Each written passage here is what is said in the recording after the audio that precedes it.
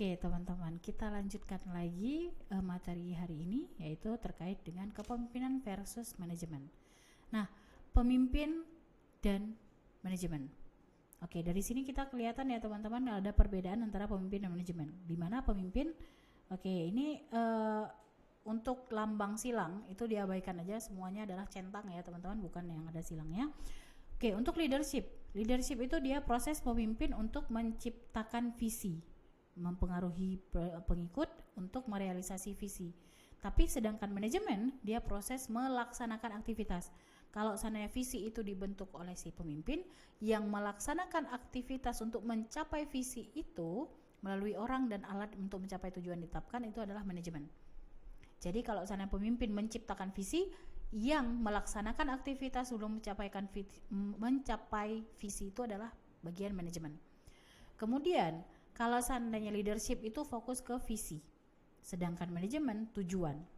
Kemudian leadership dan setiap leader itu pasti menciptakan perubahan, sedangkan manajemen kebalikannya, dia mempertahankan stabilitas. Kalau bisa menekan perubahan karena dia pengennya stabil aja kayak gitu. Kemudian kalau leadership fungsinya itulah mempengaruhi, memberdayakan, memotivasi, mempersatukan, memanajemeni konflik seperti itu. Sedangkan manajemen itu seperti yang teman-teman tahu fungsinya itu ada perencanaan, ada pengorganisasian, memimpin, controlling, evaluasi dan lain sebagainya. Itu manajemen. Kemudian secara leadership yang membedakan juga adalah leadership ataupun pemimpin itu berani mengambil resiko yang tinggi, sedangkan manajemen itu tidak berani mengambil resiko tinggi, tapi dia hanya berani mengambil resiko yang rendah dan sedang. Jadi ukurannya yang berbeda. Kemudian leadership memimpin orang-orang, sedangkan manajemen itu mengelola pekerjaan melalui orang seperti itu ya. Kemudian leadership itu fleksibel, dia nggak kaku, sedangkan manajemen itu sifatnya kaku ataupun dia itu nggak fleksibel teman-teman. Nah ini secara secara general perbedaan antara leadership dan manajemen. Intinya apa teman-teman? Pertama, manajemen dan kepemimpinan mempunyai fungsi yang berbeda yang dapat menciptakan konflik. Ya, fungsi yang berbeda yang itu akan menciptakan konflik. Kemudian yang kedua, manajemen berupaya untuk menciptakan stabilitas. Jadi dia mempertahankan biar stabil. Itu manajemen. Sedangkan pemimpin itu berbeda. Dia berupaya untuk menciptakan perubahan.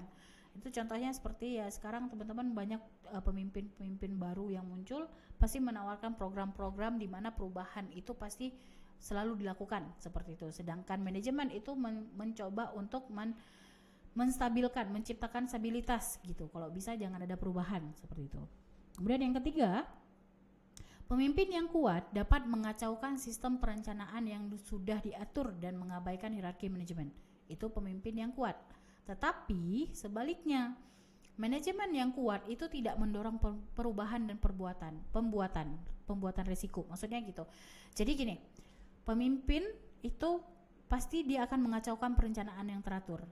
Karena apa? Dia selalu membuat perubahan. Sedangkan manajemen yang kuat itu tidak mendorong perubahan dan tidak membuat risiko. Jadi ini dua hal yang berbeda. Nah, caranya gimana? Di poin keempat, teman-teman, manajemen dan pemimpin itu harus bekerja sama dengan kepemimpinan. Agar apa? Agar organisasi dapat berkembang. Nah, jadi ada kombinasi antara manajemen yang kuat dengan kepemimpinan yang kuat, di mana hasilnya ataupun outputnya itu bisa meningkat dengan tinggi. Makanya pemimpin yang kuat dan manajemen yang kuat itu harus berkombinasi ataupun berkolaborasi seperti itu. Kemudian yang kelima, pemimpin itu akan hanya berhasil jika didukung oleh manajemen yang kuat. Dan juga manajemen yang kuat hanya dapat mengembangkan organisasi jika dipimpin oleh pemimpin yang kuat dan yang hebat. Seperti itu. Jadi mereka sebenarnya dua hal yang saling membutuhkan tapi memiliki kepercayaan yang berbeda-beda seperti itu. Makanya butuh kombinasi di antara keduanya. Seperti itu. Kemudian ilmu kepemimpinan. Kita lanjut, ilmu kepemimpinan ataupun teori kepemimpinan. Apa-apa aja yang akan dipelajari? Yang pertama ada teori kepemimpinan umum. Teori kepemimpinan umum ini membahas tentang kepemimpinan sebagai fenomena mencakup semua aspek kepemimpinan. Kemudian gaya kepemimpinan, itu seperti yang teman-teman tahu bahwa gaya kepemimpinan itu berbeda-beda, dan ini membahas tentang pola perilaku kepemimpinan dalam mempengaruhi para pengikutnya. Kemudian teori kekuasaan. Teori kekuasaan yang membahas tentang bagaimana kekuasaan dan potensi pemimpin dalam mempengaruhi. Kemudian teori kepengikutan, teori tentang tipologi ataupun karakteristik para pengikut dan bagaimana cara mereka berinteraksi dengan para pemimpinnya. Kemudian yang kelima ada teori memotivasi pengikut, yaitu teori yang membahas tentang bagaimana pemimpin memotivasi para pengikutnya.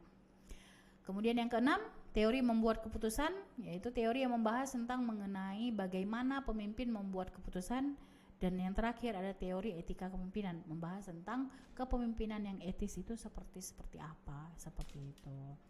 Baik teman-teman, hanya itu materi yang saya sampaikan. Silahkan teman-teman, bagi teman-teman yang mau ditanyakan, silahkan ditanyakan di kelas online ataupun offline. Dan baik juga teman-teman yang misalnya ada pertanyaan yang ketika momennya tidak di kelas online dan offline, silahkan ditanyakan di grup WhatsApp kelas leadership.